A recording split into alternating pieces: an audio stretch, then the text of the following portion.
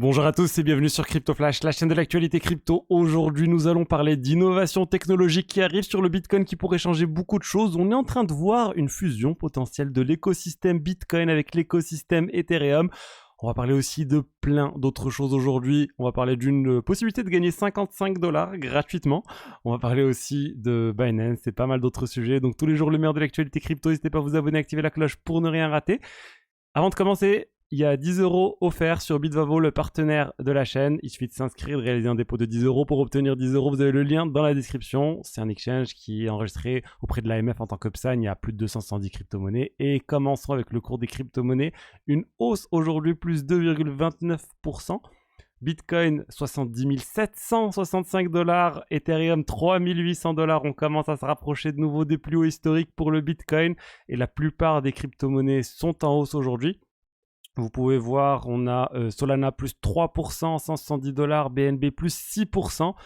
Bref, une belle journée pour les cryptos et je voulais tout de suite vous parler de l'innovation technologique et de la fusion, je vous dis, potentielle de Bitcoin et Ethereum. Et ça nous vient de Starkware. Est-ce que vous connaissez Starkware? C'est ceux qui sont derrière Starknet. Donc Starknet, la solution de niveau 2 sur Ethereum qui a réalisé son airdrop il n'y a pas si longtemps que ça. C'est des pionniers de la technologie Zero Knowledge appliquée à la blockchain.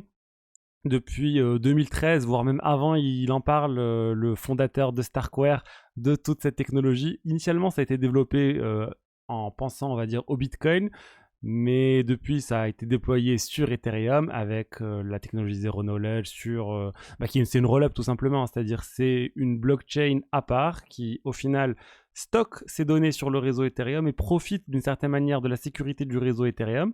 Et là, ce qui vient d'être annoncé, c'est qu'ils comptaient déployer Starkware, ou plutôt stocker les données dont je vous ai parlé aussi sur le réseau Bitcoin. Donc on va avoir Starknet en fait, imaginez, la solution de niveau 2 actuelle Starknet va continuer d'exister, mais en plus de stocker et de se reposer sur la sécurité du réseau Ethereum, elle va aussi se reposer sur la sécurité du réseau Bitcoin.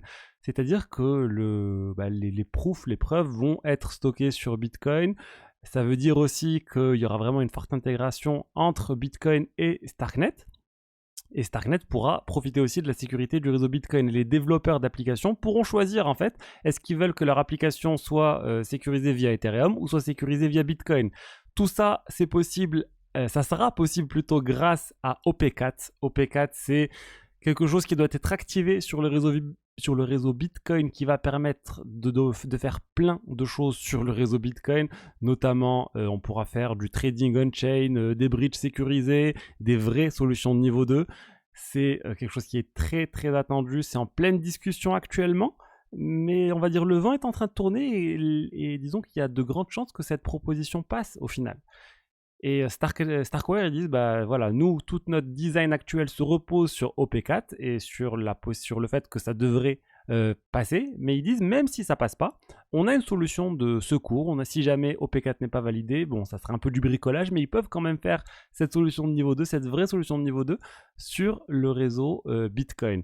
Vous allez me dire, mais c'est pas nouveau, il y a plein de solutions de niveau 2 qui existent déjà sur le réseau Bitcoin. Mais en fait, c'est pas réellement des solutions de niveau 2, c'est plus des sidechains, c'est plus des choses qui stockent des données sur le réseau Bitcoin, mais sans avoir cette protection, on va dire. On rentre dans la technique vraiment pure pour pouvoir faire cette distinction entre les deux. Il faudrait peut-être que je fasse une vidéo dédiée spécifique sur le sujet, mais disons que OP4 va permettre l'apparition de vraies solutions de niveau 2 sur le réseau Bitcoin, comme on en a sur le réseau Ethereum. Et c'est pour ça que tout le monde attend ça. Et surtout, il va y avoir plein d'autres innovations qui pourront naître sur le réseau Bitcoin grâce à OP4. Donc espérons que ça va passer. Le nom officiel, c'est BIP347. Je vous dis encore une fois, ils sont en pleine discussion et j'espère vraiment que ça va se passer. Ça va changer beaucoup de choses pour le réseau Bitcoin. On a vu cette renaissance du Bitcoin avec les ordinals, avec les runes dans une moindre mesure parce que ça a quand même moins bien marché. Mais bon, peut-être que ça va changer et il pourra du coup se passer plein de choses dans le futur. La technologie Zero Knowledge, c'est vraiment quelque chose qui est très important pour plein de blockchains et justement Polygon Labs, donc la société derrière Polygon, vient de réaliser une acquisition. Ils viennent de racheter une société spécialisée dans cette technologie. C'est la société Toposware qui avait travaillé avec eux déjà depuis un certain temps sur cette technologie-là. Donc ils ont acheté les ressources, ils ont acheté le savoir-faire de cette société dans la technologie Zero Knowledge et ils ont déjà dépensé énormément d'argent dans les sociétés Zero Knowledge. Ils ont fait au moins 3 acquisitions, ça c'est la 3e. Ils avaient acheté Hermes Network, ils ont aussi acheté Mir Pair Protocol. Tout ça, ça a permis de lancer la Polygon ZKEVM qui malheureusement ne marche pas très bien pour le moment. Ils ont dû dépenser dans $1 milliard et pour l'instant ça marche pas très bien. Mais ils ont aussi développé tout l'outil, le Polygon CDK, qui permet à plein de blockchains de lancer leur propre ZKEVM. Ça a une meilleure adoption pour le moment, mais voilà, on est au tout début.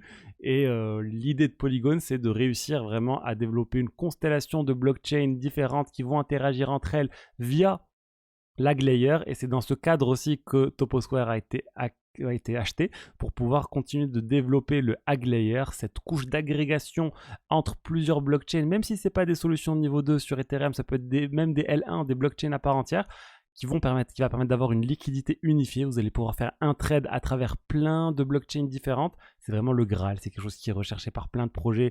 Optimism avec la Superchain fait quelque chose de similaire avec Base. Et d'ailleurs, on va parler de Base maintenant, qui vient de dépasser son plus haut historique en termes de TVL. Ils n'ont toujours pas de token Base. Si vous voulez être exposé à Base, je l'ai dit, pour l'instant, le plus simple, c'est d'acheter tout simplement le token de l'action Coinbase. Ça va sûrement arriver. Ils vont finir, je pense, par lancer un airdrop. Du coup, il y a pas mal de gens qui farment en ce moment. Mais regardez, Base, ils sont à 7,56 milliards de dollars de TVL. Ils sont sur le point de dépasser Optimism, l'OP Mainnet plutôt maintenant, le nouveau nom. Ils sont encore un peu loin d'Arbitrum, mais je pense que Base va finir par être la solution de niveau 2 la plus utilisée sur tout le réseau Ethereum. Pourquoi? Parce qu'ils sont en train de déployer massivement et d'intégrer massivement Base à Coinbase, au site qui est utilisé par des centaines de millions d'utilisateurs, ou plutôt une centaine de millions, en tout cas plus de 100 millions d'utilisateurs. Et d'ailleurs, ils sont en train de faire vraiment les dernières modifications, les dernières préparations pour le Coinbase Smart Wallet.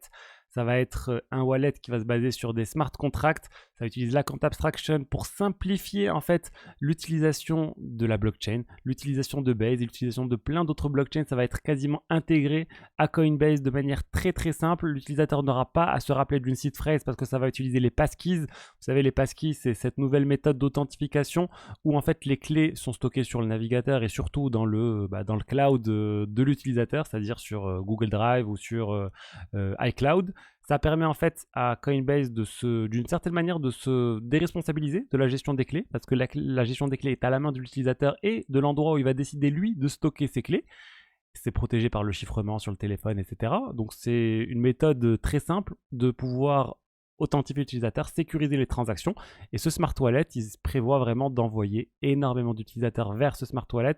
On a eu Jesse Pollack, qui est à la tête de tout ce qui est DeFi chez Base et chez Coinbase, a dit qu'il pense qu'ils vont envoyer des dizaines de millions d'utilisateurs on-chain avec les smart wallets prochainement, donc d'ici la fin de l'année. Donc c'est dans quelques mois, on va avoir vraiment plein d'utilisateurs qui vont découvrir la blockchain, qui vont découvrir l'interaction avec des smart contracts, l'interaction avec des trades de finances décentralisées, de staking et plein d'autres choses. Vraiment, ça va être juste énorme.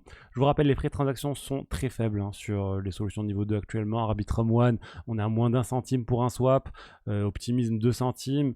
Donc vraiment, toutes ces solutions qui profitent de la nouvelle mise à jour Ethereum qui est sortie il y a quelques temps, IP4844, ça entraîne vraiment des frais très faibles. Et d'ailleurs sur Coinbase actuellement, il y a 55 $ offerts si vous réalisez une simple quête. Bon, ça prend quand même quelques minutes, j'ai essayé de la faire, mais j'ai arrêté parce que ça demandait de télécharger des applications. Je l'ai fait, j'ai téléchargé la blockchain Ronin, j'ai téléchargé plutôt le wallet Ronin.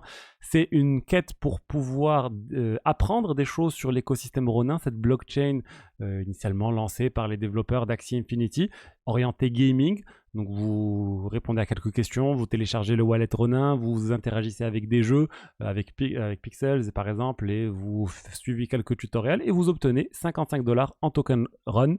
Vraiment, ça vaut le coup si vous avez un petit portefeuille et vous souhaitez obtenir de l'argent gratuitement. Après bon, c'est quand même un peu contraignant. Je verrai si jamais j'ai du temps de finir le reste. Mais voilà, là je dois être autour de 15 $, 20 $ obtenus et j'ai dû passer peut-être une demi-heure. Je voulais tester un peu pour vous et finir toute la procédure, mais bon, peut-être une autre fois. Bon, Coinbase, j'ai pas de lien d'affiliation autre pour eux. Vous allez sur coinbase.com et vous en profitez. Et maintenant, on va parler de Binance avec une polémique dernièrement sur Binance avec un utilisateur qui s'est plaint sur les réseaux sociaux d'avoir été victime d'un piratage sur Binance. En fait, comment ça s'est passé? Cet utilisateur a eu son ordinateur qui a été compromis par une extension Chrome. Et en fait, du coup, l'extension était malveillante. Et l'utilisateur, du coup, a eu son compte Binance qui a été piraté parce qu'une fois que vous avez une extension Chrome piratée, l'extension peut accéder à tous vos cookies et du coup peut accéder à tous les sites sur lesquels vous êtes connecté, par exemple Gmail ou autre. Et là, la personne a accédé, du coup, enfin, le hacker a accédé au compte Binance de la personne. Après, le hacker ne peut pas retirer les fonds parce qu'il y a une authentification forte qui est demandée et ça ne peut pas être contourné. Mais qu'est-ce qu'il peut faire le hacker en étant juste connecté à son compte Coinbase, enfin au compte Coinbase de quelqu'un? Il peut réaliser des trades sans aucune autre authentification. Et c'est ce qui a été fait. Le hacker a réalisé plein de trades qui ont été profitables en tradant sur des coins avec faible liquidité, en faisant plein de choses et où il a profité de manière indirecte grâce au compte de la personne. Par exemple, en allant vendre plein de tokens à faible liquidité d'un coup et lui de l'autre côté il va shorter le token. On peut imaginer plein de scénarios différents indirects où le hacker peut profiter. C'était une baleine. Du coup, il y a eu plus d'1 million de dollars de pertes pour cette personne. Mais bon, le cofondateur de Binance dit bah c'est la personne qui s'est fait pirater son compte et au final c'est pas notre faute. Et effectivement, c'est difficile de se protéger de ce type de choses. Sinon, pour se protéger, en fait, qu'est-ce qu'il faudrait faire? Il faudrait imaginer qu'à chaque fois que vous réalisez un trade sur un exchange, sur Binance ou autre, qu'on vous redemande votre mot de passe ou qu'on vous redemande une authentification. C'est complètement illusoire, c'est inimaginable de faire ça, de dégrader l'expérience utilisateur pour tout le monde, pour des cas un peu à la marge comme ça. Il faut aussi d'une certaine manière responsabiliser les utilisateurs et du coup faire attention sur les applications que vous téléchargez. Et aussi, moi ce que je vous dis toujours, ne stockez pas trop d'argent dans un exchange ou ne stockez pas l'argent que vous n'êtes pas prêt à perdre sur un exchange parce que ce type de scénario est clairement possible et il faut vraiment être vigilant. Si vous voulez faire fructifier les crypto-monnaies par vous-même, pas sur un exchange mais à l'aide de la finance décentralisée ou autre, j'offre une formation crypto rendement où je vous présente tout ça, comment générer le meilleur rendement possible sur vos cryptos. Le lien est dans la description. Et voilà ce que je voulais vous dire aujourd'hui sur l'actualité des crypto-monnaies des dernières 24 heures. J'espère que le contenu vous a plu. Si c'est le cas, n'hésitez pas à liker, commenter, vous abonner. Et je vous dis à demain pour la suite. Allez, au revoir.